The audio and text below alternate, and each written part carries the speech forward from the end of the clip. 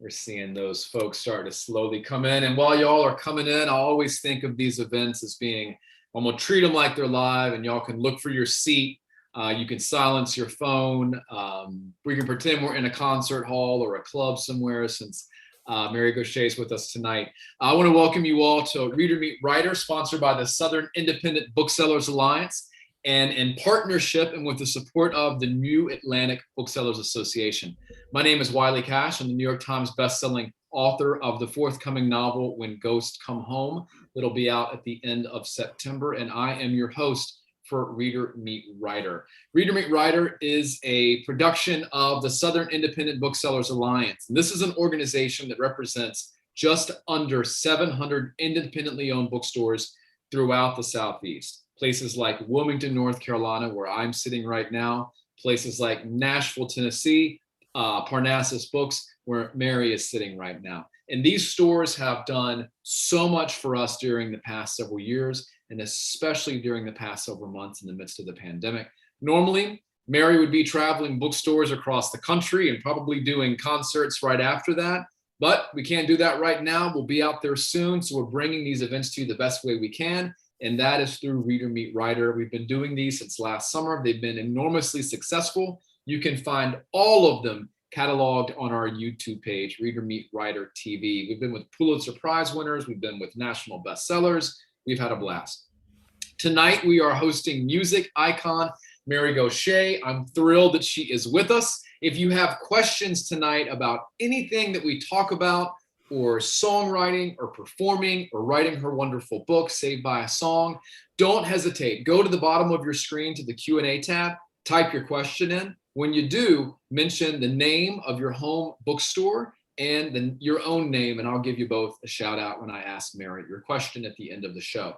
I want to remind you that upcoming in 2 days on Thursday evening, please join us for a very thoughtful, a very searching, and strangely, a very comforting book. It's called The Art of Dying with Dr. Lydia Dugdale, 7 p.m. Thursday evening. We'll be right back here talking to her. But enough about the future. Let's focus on what we've got ahead of us. And what we have ahead of us is grand. Our guest tonight is Mary Gauthier. The Associated Press named her one of the best songwriters of her generation.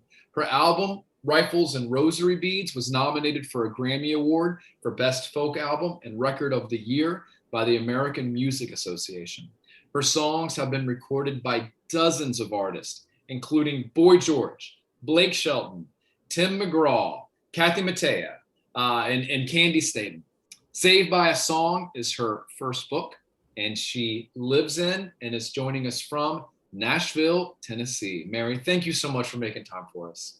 Thank you. Thanks for having me. Thanks for putting my book behind you too. It's so exciting. It's such an I like ordeal. to pretend that I'm like a news anchor, and this is that like floating screen. It may change to somebody else's book. No, we're pretty low tech here, but I got it propped up here.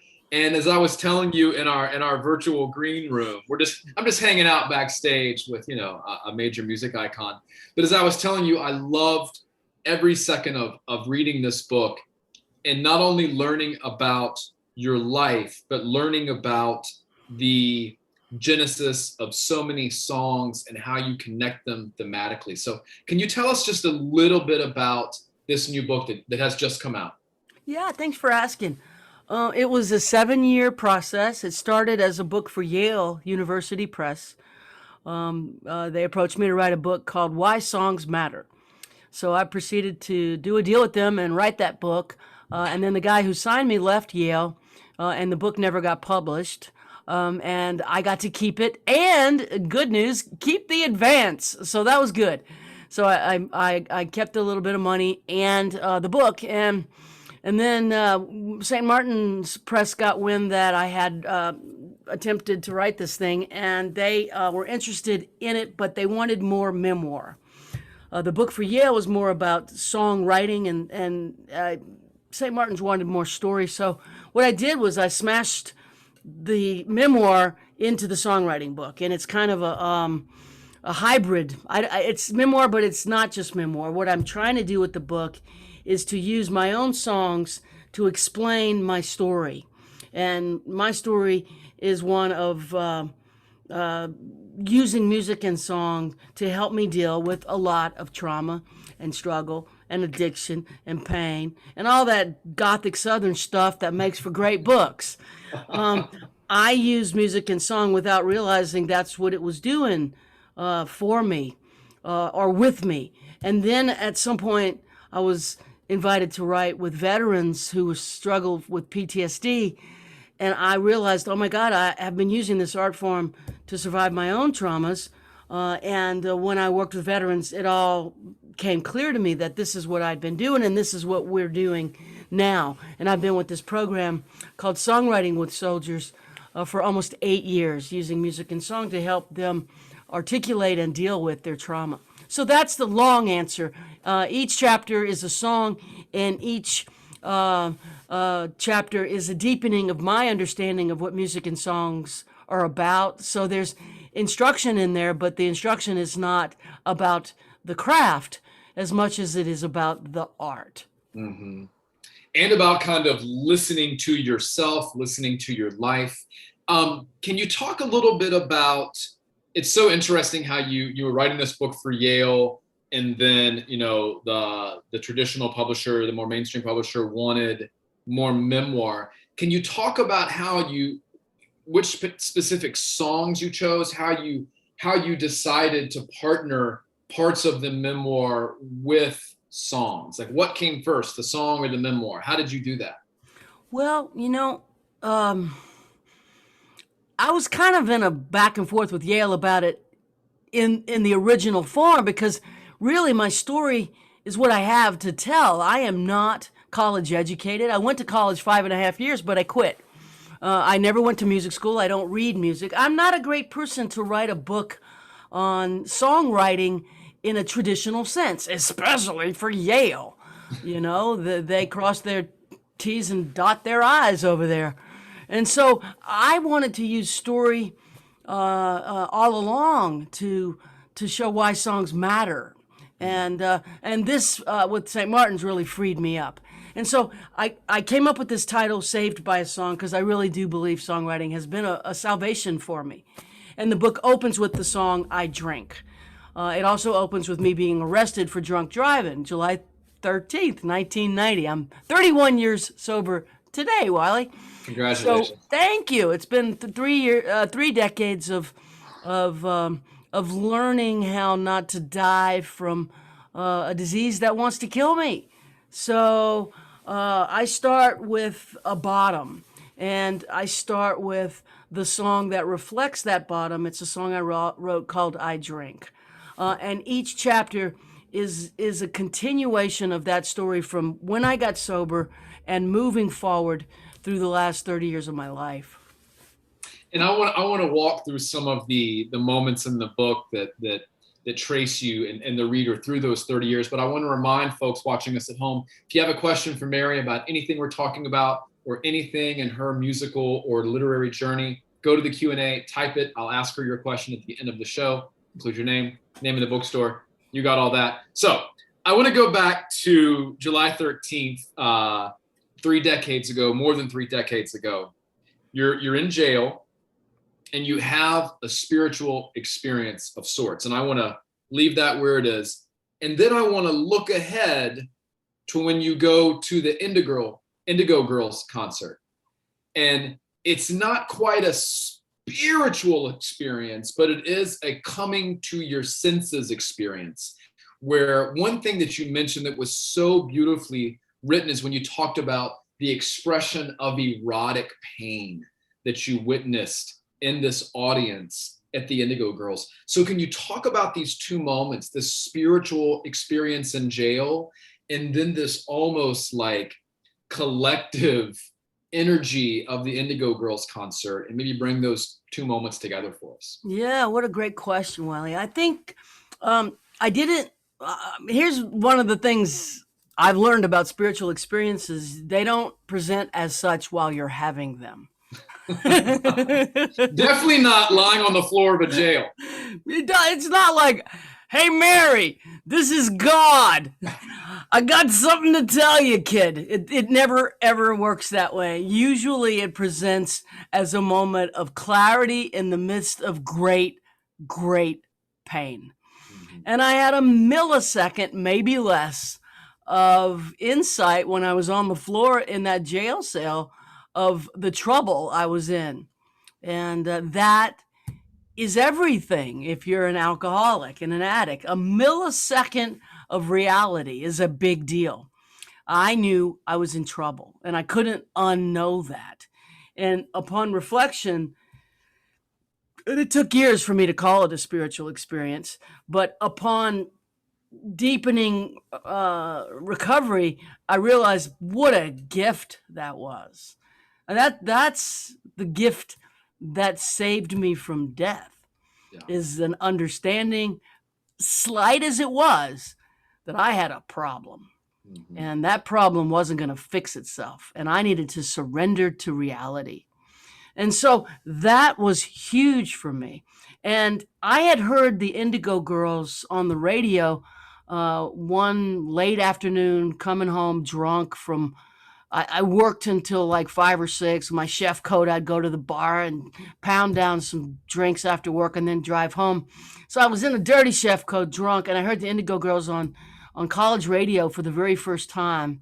A song called "Strange Fire," and it's a driveway moment. You hear about these with songs, and listeners, and what I felt was pain, and I didn't know why, and I just ended up pounding my hands on the steering wheel, going in and getting even higher.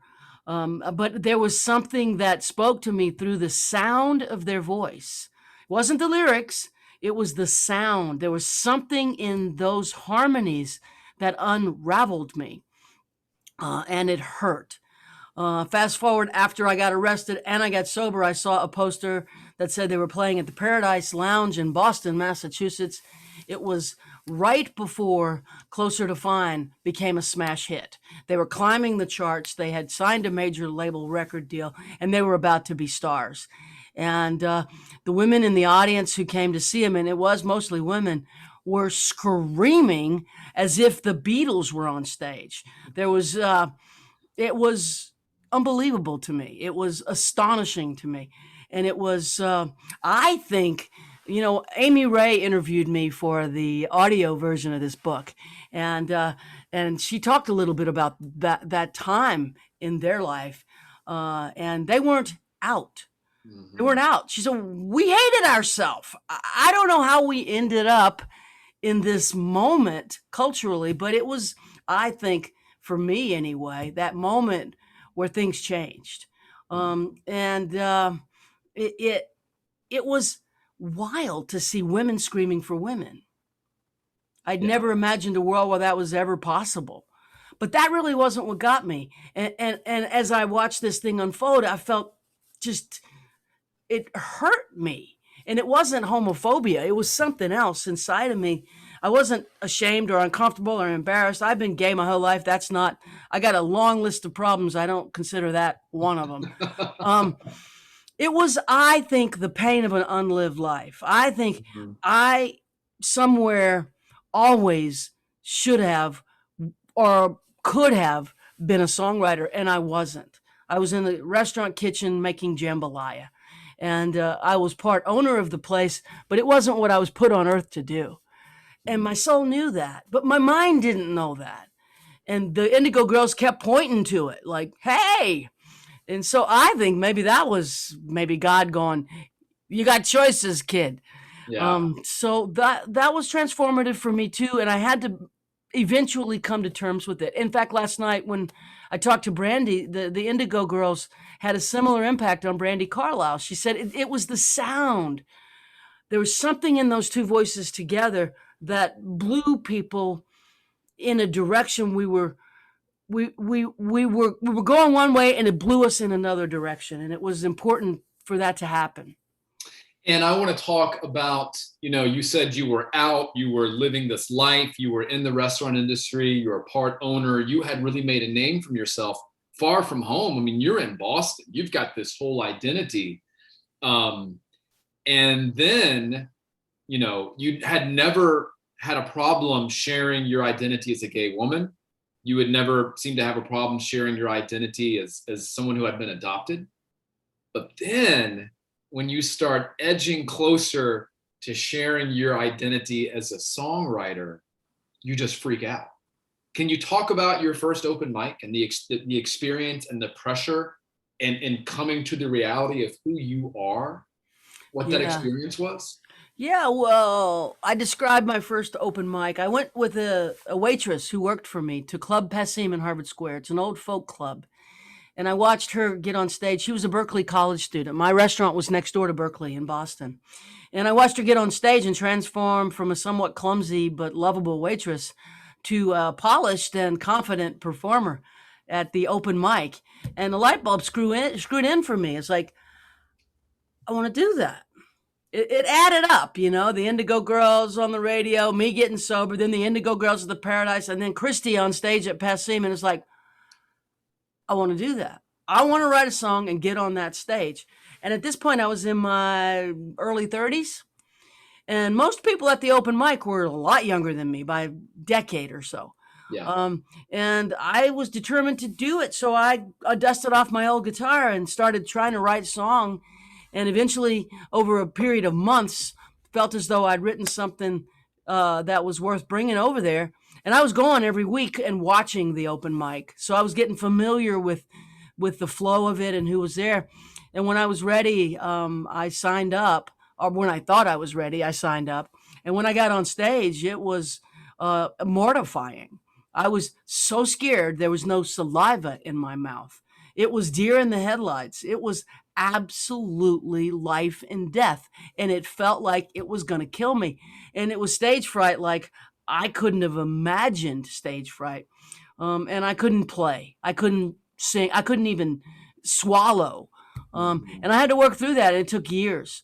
It took a lot of years to not be terrified up there. Starting this as an adult, imagine like you've never skied before, and you go to, I don't know, you go to somewhere in Colorado and put on skis at 35 for the first time. It's like that. It's like, the mountain. That's kind of the feeling. It's like, I don't want to die this way. It's scary. And then later you go to another open mic, and if I'm not mistaken, he's a farmer. This guy gets up and he's not great, but it's so real. And you realize that's the thing. That's the thing. Yeah. That was another big moment, and I needed to include that story in the book. When I saw he was an obese, some kind of farmer, extremely overweight, unpolished. He really was as scared as I was at the open mic. You could see him shaking. He had dirt on his clothes, dirt on his shoes. His hands were so big. It made the guitar look like a ukulele almost. And he got up there, and we were sitting in the audience just waiting to play. And it's like, oh man, we got to suffer through this guy.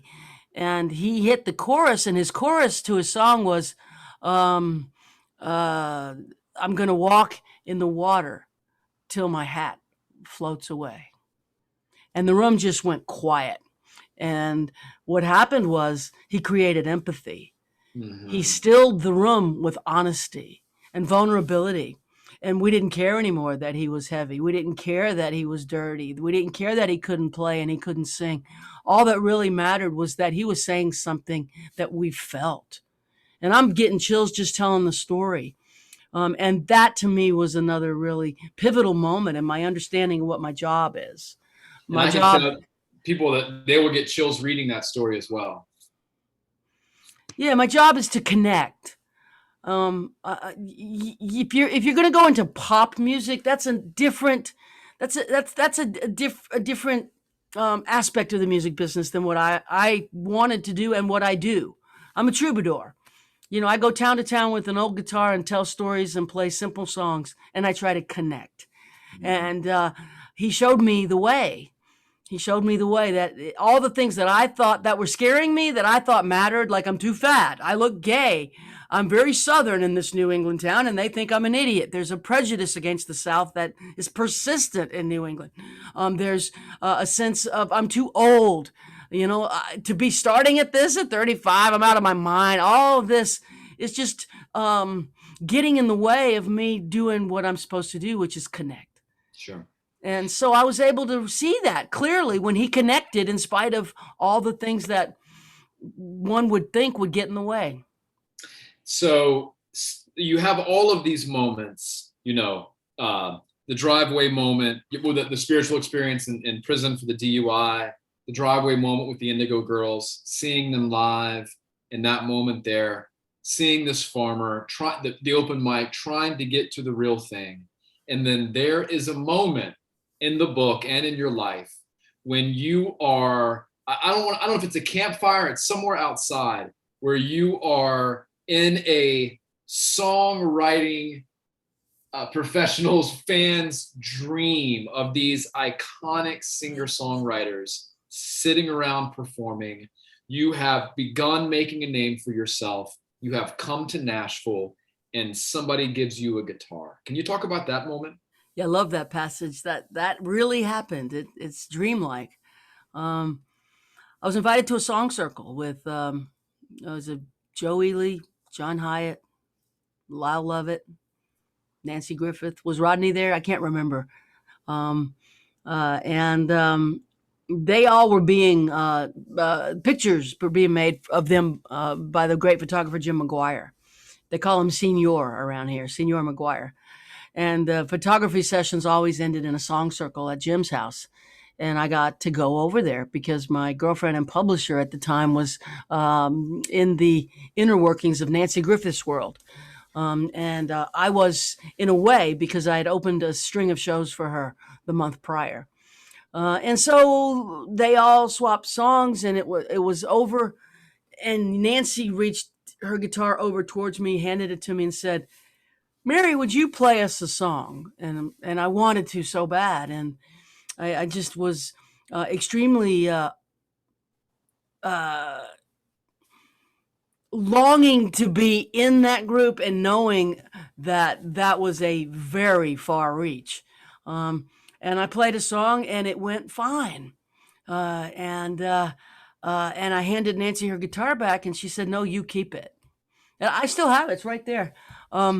It's an inscribed Nancy Claire Griffith, Taylor's C112 cutaway in CG and mother of pearl in the 12th fret.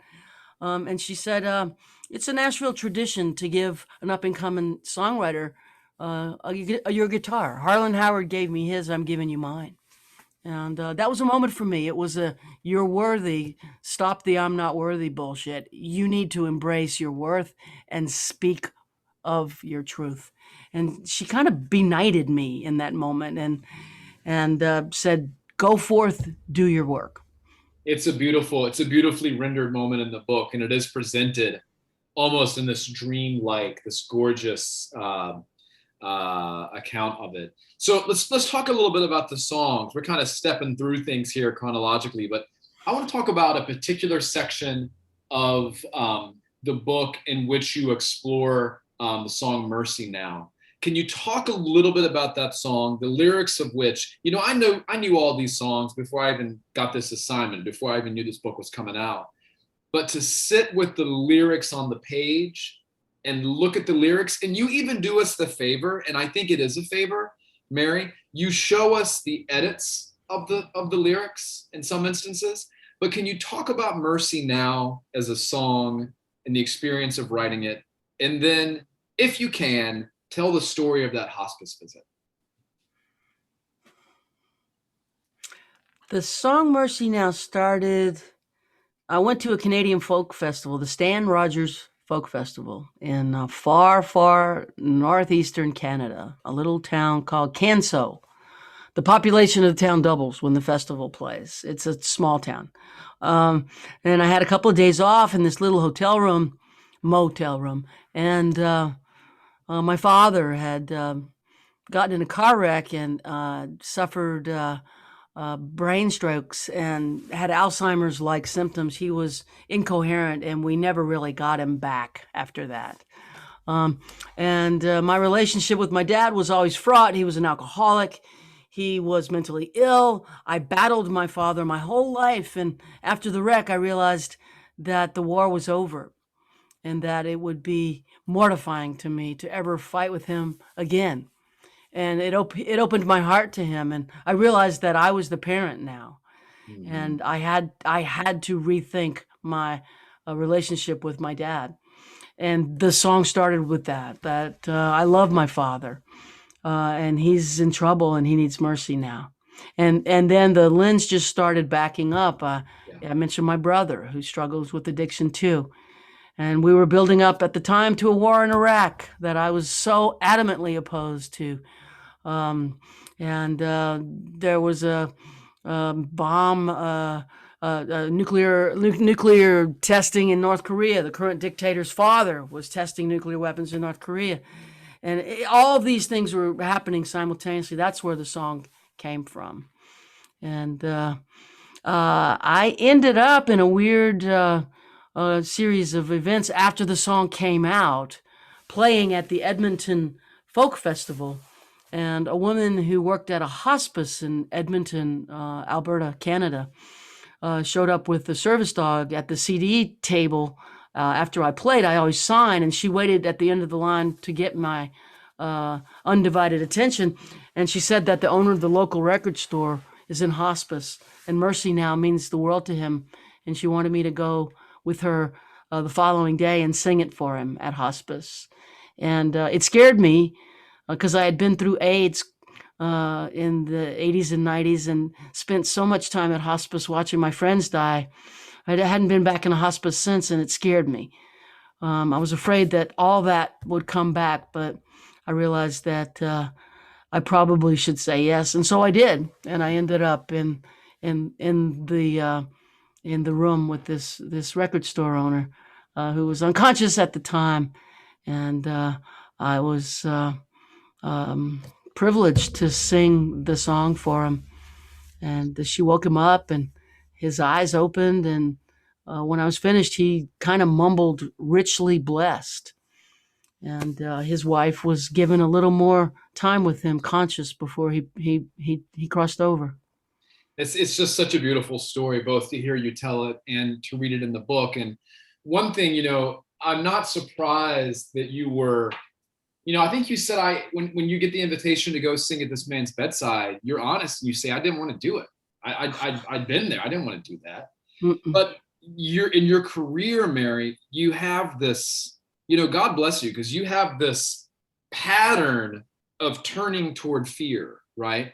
And I'm thinking about early in your career taking on the AIDS epidemic and perceptions of the AIDS epidemic. And then more recently with Rifles and Rosary Beads, confronting PTSD and really going toward these things that people don't want to talk about. Can you talk about that a little bit? Both of those projects. Yeah, thank you. Yeah, it's my nature. I'm a Enneagram 8. So there's a lot there. If you've studied Enneagram, that I am just classic 8. I go towards what is difficult. I want to roll the stones over and see what's underneath. I challenge authority. I don't take directions. I do it my way. I also think it's my nature to be a truth teller. And it's probably because I was born to a woman who is allergic to the truth. She Yeah. just can't do it. And so, too traumatized to tell truth. And so I do it for both of us in some ways. And I am drawn to difficult subject matter.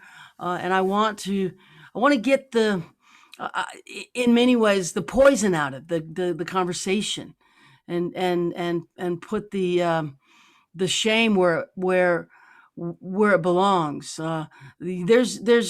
There's a problem with shame and trauma. What happens with trauma, be it adoption trauma, which I struggled with, or PTSD, that there was an event that happened that you couldn't prevent. And there's a shame attached to that I failed, and I couldn't stop it. And so shining the light on shame, it's like shining the light on cockroaches. It scatters, and you realize that was unhealthy to feel unlovable and unworthy for something I couldn't have prevented. But the unworthiness comes because I couldn't prevent it. But the truth is that there's there's there's liberation in talking about it. I think Oprah brought that to our culture. Sure. Yeah. She's the great teller of the story no one wanted to hear, and do it in a way that's so interesting. It made her an icon. She Mhm. always brought tough stories onto the television screen, and was great at getting the shame out of it. Yeah. And so I think that music and song is useful in that way too. What about your work with veterans? Can you talk a little bit about that? You mentioned that at the top of the show, and those issues of shame, those issues of trauma, and helping these people, you know, many of them the most selfless among us, work through those things. Yeah, that's the job, I think, is to bear witness to their story. We do it in a retreat center with 3 songwriters and 6 veterans. And the songwriter sits one on one with the veteran, and we just ask them their story. And we sit in non judgment, ask gentle questions, take notes as they start to tell us when they served, where they served, what it was like over there, what it's like now, and find a thread in what they're saying. And then just attach that emotional thread to a melody, like play the melody of what their feelings are currently. And that becomes a magnet that pulls more story out. And the story reflects who they are. We want to get them a song that reflects who they are, and then present it to the group, so that they get to have the experience of other veterans coming up to them and saying, "Me too. That's Yeah. how I feel." And that's where the thing starts to heal. Yeah. It's not the song intrinsically. There is something intrinsic in the song, but that's not the real moment of transformation. The real moment of transformation and possibility of transformation is when you get the me too, Mhm. removing the isolation and aloneness of their experience, and have other veterans come up and say, "Oh my God, yes." In other words, get the shame out of the experience, tell the story so that other people can say, "Thank you for saying that. I feel that way too." Absolutely. I want to remind everybody, if you have some questions for Mary about anything we've talked about or anything she's working on now, please go down to the Q&A. One question that's come up is, can you talk about your musical influences and how, and also maybe your literary influences, if anybody comes to mind in terms of memoir or telling a story, and how you merge those two in writing this book? Well, since I was writing on writing, I went to my pantheon of books on writing. And that's something that I stayed with throughout this process of writing about writing. Everything from Bird by Bird to The Artist's Way, Writing Down the Bones. Stephen King has a great book on writing. Tom T. Hall, the songwriter, has a great book on writing. The great writing books were really important to me. Flannery O'Connor, Mystery and Manners. Um, a book about writing. The book Hemingway wrote about writing. All the books on writing. Vonnegut wrote about writing. All of those. I absorbed those. Letters to a Young Poet, the Rilke book on writing poetry. So books on writing are real important to me. And for me, the dominant influence musically in terms of songwriting is the strong lyricists. So people like John Prine, very, very important to me. Bob Dylan, Neil Young, Bruce Springsteen, Lucinda Williams, um, Loretta Lynn, Hank Mhm. Williams, those word people that are so good with language and music. Um, Leonard Cohen. And so those are the influences that sort of towered in the pantheon as I sat here typing for 8 years or 7 years, however long it took. It felt like 20 years. I will say this, writing a book is hard. Authors are the real rock stars, in my Well, opinion. people say, "What's the hardest thing about publishing a book?" And I always say, "Writing a book." Writing the Um, thing, yeah. we have a question from Victoria. Victoria writes, "Mercy Now has been cathartic for me. I lost my daddy to COVID in May 2020. Your words are so powerful. You remind me of Chris Christopherson. Any chance of you coming to Evansville, Indiana?" I've been to Evansville. There's a festival out there. I played it year or two ago. Yeah, I'll be back to Evansville. I'm sorry about the loss of your dad. That's really painful, and it's been a year of loss for so many people. I personally have lost 8 people that were in my speed dial. You know, started with David Olney passing away on stage at the 38 Songwriter Festival, and then John Prine. 2 months later, we lost him to COVID, and then it's just like dominoes. Friends and people who were in my inner circle. It's been a terrible year of great loss, and I'm sorry for your loss. We're going through it together collectively, I think, in many ways. And And what has it been like to get back out there on the road after this moment of such national loss? Do you feel people's hearts are opening, and it's a different experience, and is there a gratitude, or is there a distance, or what's it like getting back out there? it's weird in some ways. There's always, when there's pain, there's going to be denial. There's like people snapping back. Okay, we're back. Everything's like it was before. Let's just do the do. So there's a lot of that, especially in airports and transportation, and getting around is tough. But there's also, when I walk into a venue that still exists, I want to hug the owner. I've got relationships that go 25, 30 years with some of these people.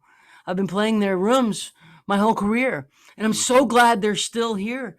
And I'm so glad that I get to return to the Mucky Duck in Houston, Eddie's Attic in Atlanta, these rooms, the McCabe's in Los Angeles, these little 150 seat rooms that are the lifeblood for the Troubadour. I'm not playing Madison Square Garden. That's Brandy's gig.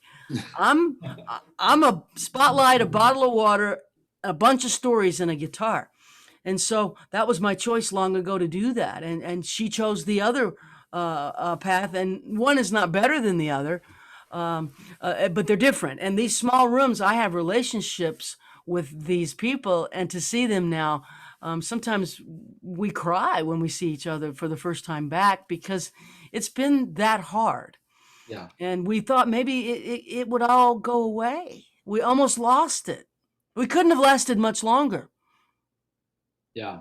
Yeah. We'd all find ourselves back in kitchens, right? Back to our old lives. Doing something other than what we want to do. Yeah. Well, I can tell you that I loved every moment of reading this book, Mary. It is a testament to someone who came to herself and lived her life doing exactly what she wanted to do and what she felt led to do. I feel better for having read it. I think our people watching it will feel the same. So thank you so much for being so gracious with your time and our questions and all of this tonight. It's been a real pleasure. Thanks for doing this with me. Thanks for having me on. And thanks to the booksellers for bringing the book into the hands of readers. Thank you all. All right. Good night, everybody.